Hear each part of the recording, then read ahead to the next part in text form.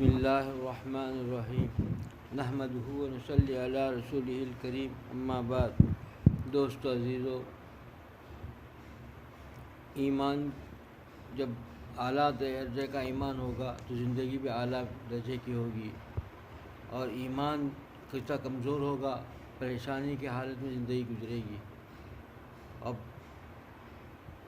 ایک صحابی رسول حضور اکرم صلی اللہ علیہ وسلم کی خدمت میں حاضر ہوئے اور پوچھا کہ ہم کو کیسے پتہ چلے گا کہ جو ہے ہمارا ایمان کیسا ہے، ہم کو بتا دیجئے کوئی ایسا کہ ہم کو پتہ چل جائے کہ ہمارا ایمان کیسا ہے، کیسے پہچانے کہ ہمارا ایمان اعلیٰ درجے کا ہے، کمزور ہو چکا ہے، بیمار ہے، یہ کیسے پتہ چلے گا؟ حضور اکرم صلی اللہ علیہ وسلم نے ارشاد فرمایا کہ تم جب عبادت کرو، اللہ کی اطاعت کرو، اس میں لذت و سرور محسوس ہو تو سمجھو کہ تمہارا ایمان جو ہے اچھا اعلیٰ درجے کا ہے۔ تم سے کبھی گناہ سرزد ہو جائے، کبھی کوئی اللہ کی نافرمانی تم سے ہو جائے تو تمہارے اندر بڑی بے چینی اور کرب محسوس ہو تو سمجھو کہ تمہارا جو ہے ایمان اعلیٰ درجے کا ہے۔ ایک کسوٹی دے دی، ایک معیار دے دیا، ایک ترازو دے دیا کہ تم اپنے ایمان کا جائزہ لے لو۔ ہم میں سے ہر آدمی اگر اس کسوٹی اور اس ترازو کے اندر اپنے ایمان کو تولے گا تو پتہ چلے گا کہ کس حال میں ہمارا ایمان ہے۔ اور یہی اصل چیز ہے دوستو۔ ہم لوگ کرتے کیا ہے کہ ہم لوگ دیکھتے ہیں کہ ایک آدمی ہے جمعے میں ایک مرتبہ ہفتے میں ایک بار جمعے کی نماز پڑھ لیتا ہے، ہم 5 وقت نماز پڑھتے ہیں تو سمجھتے ہیں کہ ہم تو بہت اچھے ہیں، اور ہمارا معیار کیا بنا لیا ہے۔ عورتیں ہیں، میری بہنیں، ماں بہنیں ہیں، سر پر دوپٹہ اوڑھتی ہیں، اور جب دیکھتی ہیں ماحول میں کہ دوپٹے کے بغیر عورتیں پھرتی ہیں سمجھتے ہیں کہ ہم تو جو ہے اعلیٰ معیار کا ایمان ہے ہمارا، دوپٹہ ہم اوڑھ رہی ہیں، وہ دوپٹے کے بغیر رہتی ہیں۔ یعنی معیار جو ماحول کو بنا لیا ہم نے، معیار ہمارا اطراف اکناف کے لیے ان کی بنا لیا، اس کو لے کر کے ہم بڑے مطمئن زندگی گزارتے ہیں، ہم سمجھ رہے ہیں کہ اعلیٰ معیار کا ہمارا ایمان ہے۔ حقیقتاً ہم دھوکے میں ہیں۔ ہمارا ایمان کو دیکھنے کے لیے، ہمارے ایمان کا معیار جانچنے کے لیے وہ کسوٹی وہ نہیں ہے جو ہم دیکھ رہے ہیں اور مطمئن ہو رہے ہیں۔ ہمارا ایمان اور کا معیار دیکھنا ہے، ہمارا ایمان کا حال دیکھنا ہو تو پھر وہی کسوٹی ہے جس کو حضور اکرم صلی اللہ علیہ وسلم نے ہم کو دیا ہے کہ دیکھیے کہ ہمارے اندر ایمان، ہماری عبادتوں سے ہم کو کیا سرور ملتا ہے، کتنا تسلی اور خوشی اور دل کے اندر ایک سکون ملتا ہے، اور ہماری کسی کوئی غلطی نافرمانی ہو جائے تو کتنا کرب کی حالت ہوتی ہے، کتنے پریشان ہوتا ہے۔ ایک گناہ سرزد ہو جائے تو اتنی نافرمانی اللہ کی ہو جائے تو کتنا پریشان ہوتا ہے۔ پریشان ہونا لازمی ہے، وہی ایمان کا تقاضا ہے۔ اگر اس میں نہیں ہوتا ہے تو پھر وہ ایمان جو ہے اعلیٰ معیار کا ایمان نہیں بلکہ کمزور ایمان ہے۔ یہی چیز ہے۔ حکیم الامت تھانوی علیہ رحمہ فرماتے ہیں کہ جب گناہ کسی اللہ والے یعنی ایک ایمان والے انسان سے گناہ سرزد ہو گیا کسی وجہ سے، بھول سے، چوک سے، تو اس کے حالت ایسا ہوتا ہے کہ اس کے سر پر جیسے 100 جو ہے تلواریں چلی ہوں۔ ایک انسان کے سر پر جب 100 تلوار چل جائے، 100 تلوار، جو کیفیت ہوگی، جو تکلیف ہوگی، اس سے کہیں زیادہ تکلیف اس سے اس حال میں ہو جاتی ہے جب اس سے کوئی گناہ سرزد ہو جاتا ہے۔ یہ معیار ہے، یہی چیز ہے، یہ حال ہے، یہی چیز سے پرکھنا ہے۔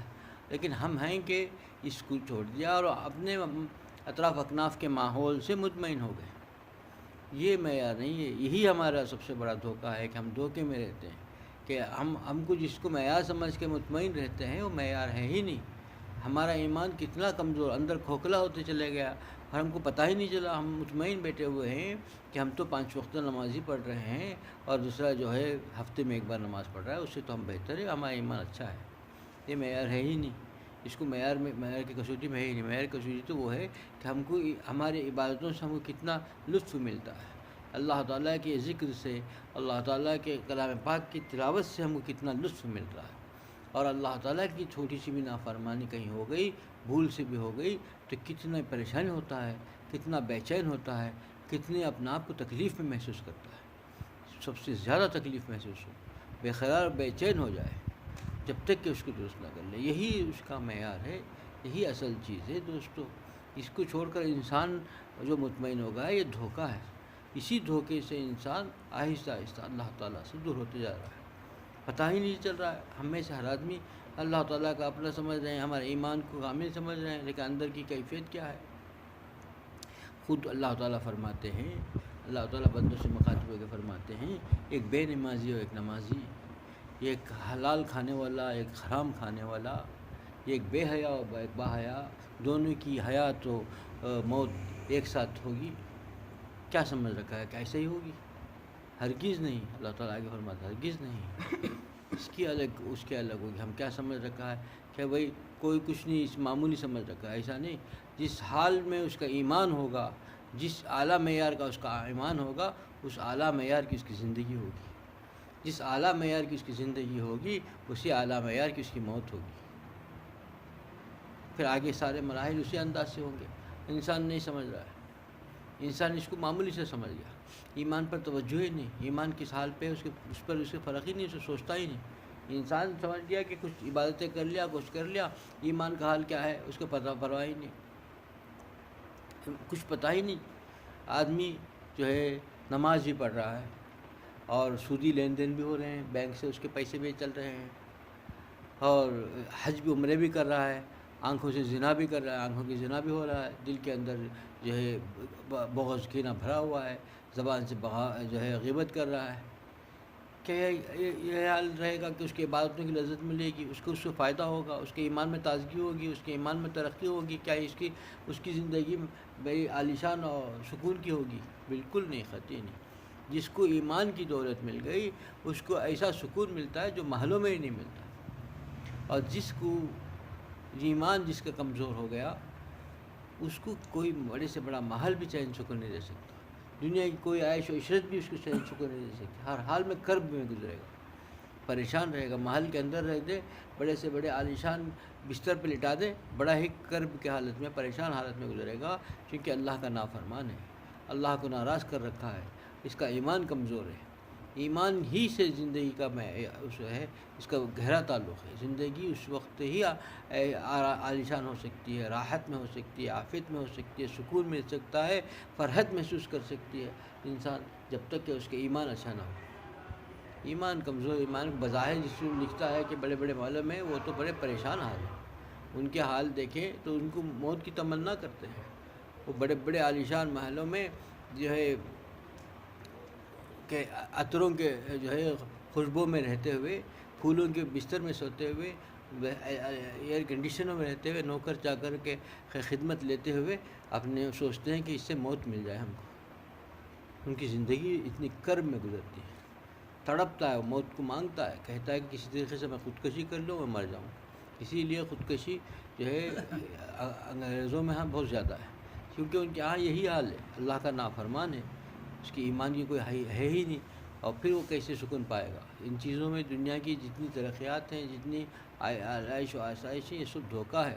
دکھنے میں تو بڑا عالیشان لگتا ہے، اندر اتنا کھوکھلا ہے، اس کے اندر، اس کے جسم کے اندر جو زہر اس کو کاٹ رہا ہے، اس زہر جو اس کو نقصان کر رہا ہے، اس کا اندازہ ہم کو نہیں، وہی پہچان سکتا ہے۔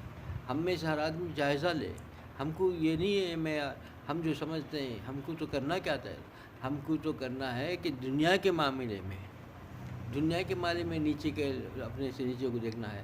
ہم دین کے معاملے میں دیکھ بیٹھتے ہیں، دین کے معاملے میں نیچے کو دیکھ لیا اور خوش ہو کے بیٹھ گئے، اور کیا ہماری شریعت ہم کو کیا کہتی ہے، کسوٹی کیا ہے، ہم کو معیار کیا دیا گیا ہے، ہم کو ترازو کیا دیا گیا ہے، ہمارے ایمان کو کس ترازو میں تولنا ہے، یہ سب کسی سے پرواہ نہیں ہے۔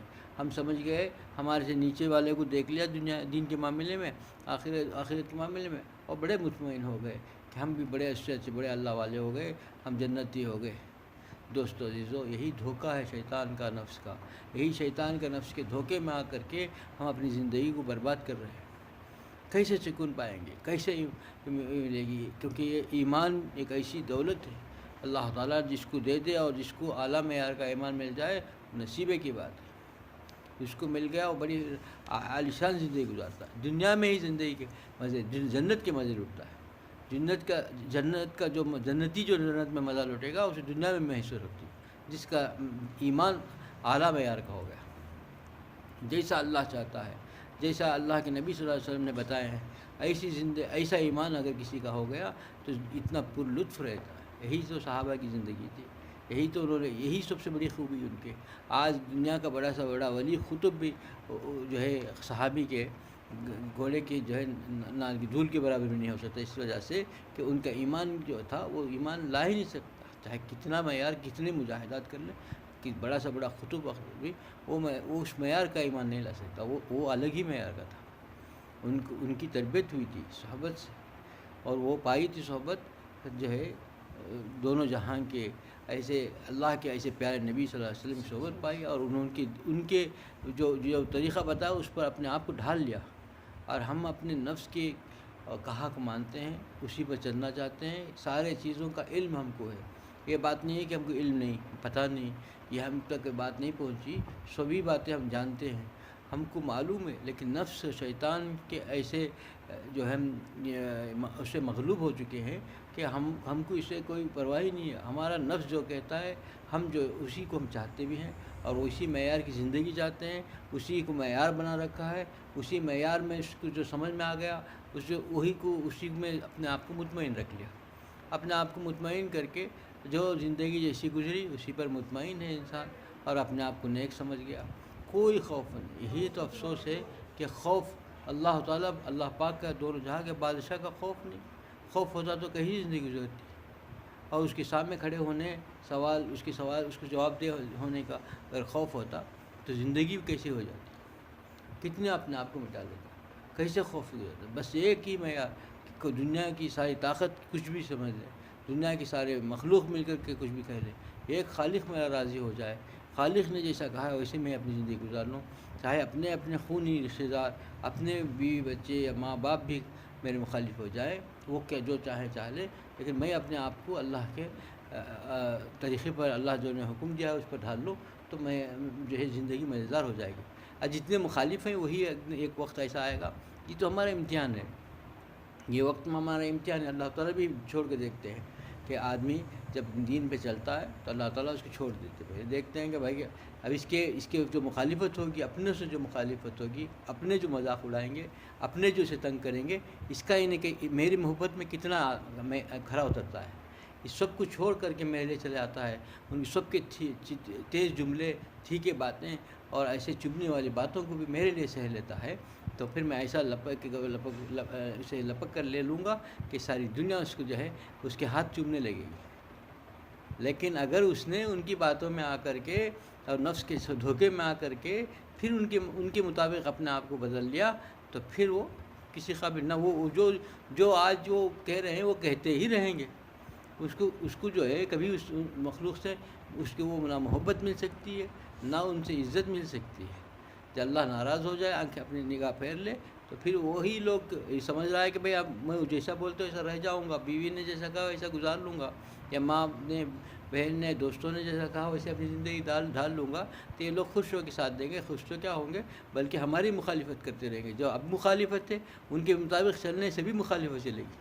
کیوں؟ اس وقت مخالفت ہو رہی ہے ہمیں اپنے دین پر چلنے سے. اس وقت مخالفت اس وجہ سے ہوگی کہ اللہ ناراض ہو گئے.